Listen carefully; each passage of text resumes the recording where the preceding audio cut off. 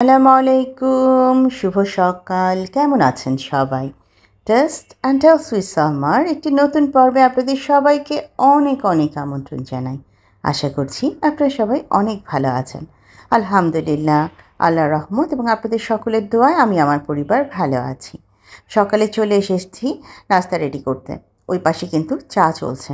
এদিকে দেখি চায়ের পাতা খানিকটা কমে গেছে। ভাবলাম আগে একটু রিফিল করি, তারপর না হয় চা বানিয়ে নামাবো।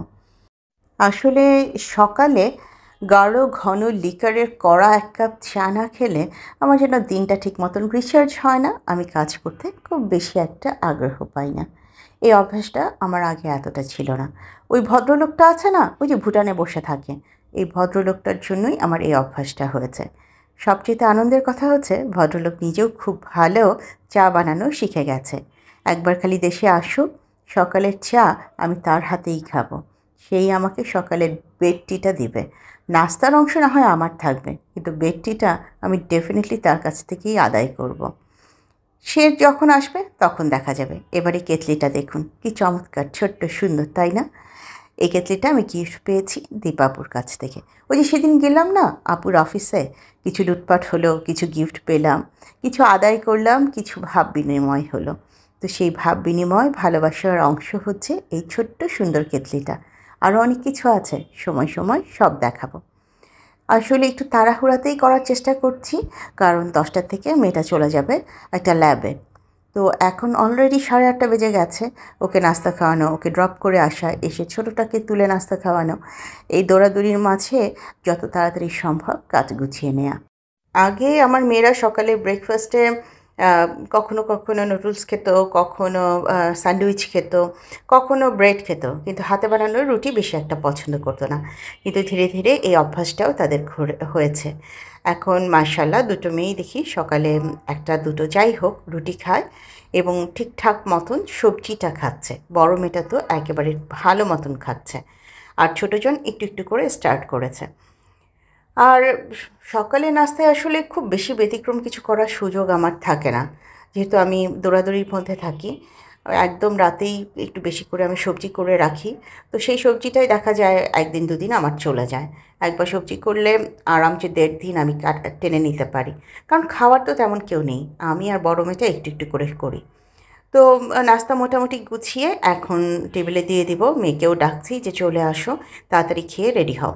আর আমি কাজ করব, এদিক ওদিক একটা দুটো জিনিস পড়বে না, এটা হতেই পারে না। তো চটজলদি টেবিলে নাস্তাটা দিয়ে আমি মেয়েকে বসিয়ে দিয়ে একটু বারান্দায় যাব। বারান্দায় যে খুব ফুল ফুটেছে সেটা বলবো না, কিন্তু 2-4টা যা ফুটছে সেটা আপনাদের সাথে শেয়ার করতে, কিছুটা সময় ওখানে কাটাতে আমার খুব বেশি ভালো লাগে। আর আমার এই ছোট্ট বাগানটাকে ঘিরেও যে কারো ইন্সপিরেশন থাকতে পারে, কারো ভালো লাগা থাকতে পারে, সেটা জেনেও কিন্তু আমি খুশিতে আত্মহারা হয়ে যাই। চায়ের কেতলিটা এদিকে আনার চেষ্টা করছি। ভাবছি এক মগ চা নিয়েই না হয় বারান্দায় যাব, অন্য খাবার পরে খাবো। অলরেডি অবশ্য আমি চিয়া সিড খেজুর খেয়ে নিয়েছি, একেবারে যে খালি পেটে আছি তা বলবো না। এই যে আমার এক চিলতে বাগান, 2-4টা করে কাটামুকুট ফুটছে। আমি তো তানুমানু ব্লগের ওদের কাটামুকুটের প্রেমে পড়ে গেছি। এত সুন্দর ফুল ফুটতো, একটা সময় ওরা রেগুলার ওই ফুলগুলো শেয়ার করতো। এখন আসলে অনেক দিন থেকে ঠিকঠাক মতন যত্ন হচ্ছে না, হয়তো সেভাবে ফুটছেও না। আর এইদিকে দেখুন আমার রুবিস নেকলেস ধীরে ধীরে বেশ বড় হয়েছে, আলহামদুলিল্লাহ টিকে আছে, এবং একটা দুটো করে দেখলাম সেখানে কলিও চলে এসেছে। এখানে নতুন কিছু ফুল এসেছে, আমি জানি না, খালা গ্রামের বাড়ি থেকে এনে 2-4টা ফুলের বিচি ছড়িয়ে দিয়েছে, বলল দেখবেন খুব সুন্দর ফুল ফুটবে। আচ্ছা ফুটুন, তারপর দেখা যাবে। আপাতত যা আছে সেটাই না হয় আপনাদের কাছে থেকে ওইদিকে। অবশ্য আমার মেয়েটার খুব বেশি দোষ নেই, ইউনি এই টেবিলে উঠে যা পায় তাই নিচে ছুঁড়ে ছুঁড়ে ফেলে দেয়। কী যে দুষ্টামি করে, টেবিল কিংবা আলমারির উপরে গিয়ে জিনিসপত্র ফেলে দিতে ইউনির খুব বেশি পছন্দ। খালি তাই না, চেস্ট অফ ড্রয়ারের উপরে, যে কোনো ক্যাবিনেটের উপরে উঠে টুকটাক করে জিনিসপত্র সে মনের আনন্দে ফেলে দেয়।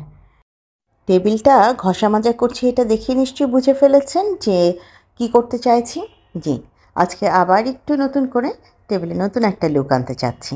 2 দিন পর পর এসব দুষ্টুমি করতে আমার বড্ড বেশি ভালো লাগে, আপনাদেরকে বিরক্ত করা আর কি। তো আজকে তেমন কিছু না, জাস্ট একটা রান্নার সেট করলাম, যেহেতু শীতকাল পড়েছে টেবিলের একটু উষ্ণতা প্রয়োজন। আর এই যে ছোট্ট কেটলিটা দেখছেন, এটা সেদিন দীপাপু আমাকে গিফট করেছে। ওই যে বললাম না, কিছু লুটপাট কিছু গিফট, সেরকম।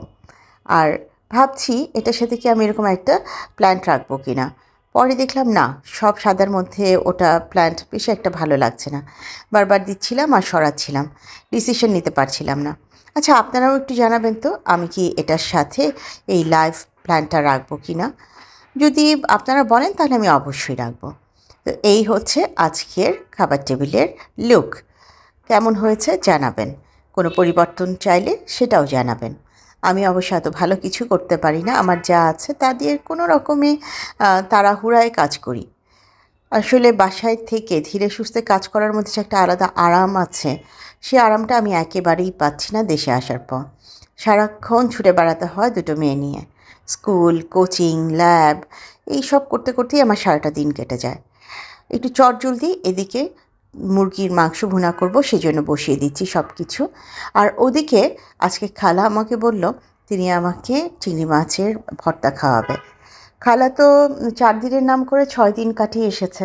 তো যখন দেখেছে আমার মনটা একটু ভার ভার, খালা আমার মনটাকে একটু সুন্দর করবার জন্য একটা প্রচেষ্টা চালাচ্ছে। আমি অবশ্য মনে মনে খুশি, একটা আইটেম এরকম রেডিমেড পেলে খারাপ কি। ওই যে মনে আছে একবার বেশ কিছু চিংড়ি মাছ কিনেছিলাম, সেখান থেকে কিছু চিংড়ি রয়ে গেছে। তো সেই চিংড়িটা দিয়েই খালা আজকে চিংড়ি ভর্তা বানাবে। আর এদিকে আমি আমার মতন করে চিকেনটা রান্না শুরু করেছি। খালা প্রথমেই ফ্রাই প্যানে পেঁয়াজ, কাঁচামরিচ, তারপর রসুন, তারপর লবণ, সরিষার তেল, এসব কিছু ভালো করে ভেজে নিচ্ছে। কাঁচামরিচ না এখানে কম হয়েছিল, পরে আবার বেশ কয়েকটা অ্যাডও করেছি। যেহেতু 2 চুলায় 2 জন কাজ করছি, কাজে এভাবেই কাজ করতে হচ্ছে। খালা একটা মজার প্রশ্ন করছিল, আচ্ছা আপা, আপনি যে আমার এই রান্না দেখাচ্ছেন, আপনি কি বলবেন আমার কথা? আমি বললাম অবশ্যই বলবো। তারপর বলল, তাহলে কি তখন আমি ভাইরাল হয়ে যাব? তো খুব হাসি পাচ্ছিল, বেচারি এত আশা করছে ভাইরাল হয়ে যাওয়ার, লাইকটাই পাবে কি না সেটাই বা কে জানে। ভিডিওর এই পর্যন্ত যারা আছেন কিংবা দেখছেন, যদি কোনো একটা জায়গা ভালো লেগে যায়, খালার এই কথাটাই যদি ভালো লেগে যায়, তাহলে না হয় একটা লাইক দিয়ে দেন।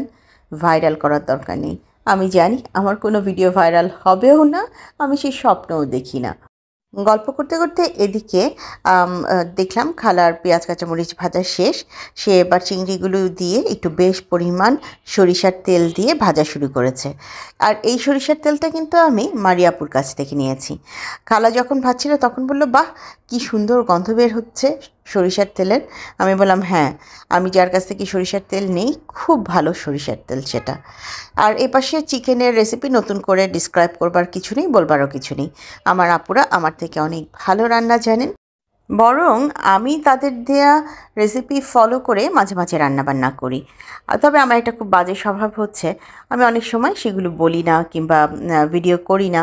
আম, এই স্বভাবটা পরিবর্তন করা প্রয়োজন। তো খালা এখানে সেই গুঁড়ো চিংড়িগুলোকে খুব ভালো করে ফ্রাই করে নিচ্ছে। আমাকে বললো লাল লাল করে ভেজে নিয়ে তারপর নাকি সে বাটবে এগুলোকে। চিংড়িগুলো যখন মোটামুটি বেশ ভালো লাল রং হয়ে গেছে, তখন খালা এখানে অ্যাড করে দিল কুচি করে রাখা ধনিয়া পাতা এবং আগে থেকে ভেজে রাখা সেই পেঁয়াজ, কাঁচামরিচ, রসুন আর আরও কিছু সরিষার তেল এখানে অ্যাড করেছে। আসলে সত্যি এই ভর্তাটা খেতে খুবই ভালো হয়েছিল, যেহেতু আমি খেয়েছি, খেয়ে বলছি। তবে ঝালটা আর একটু বেশি হলে আরও ভালো হতো। সব কিছু একসাথে মিশিয়ে এখন খালা এটা বাটতে চলে যাবে।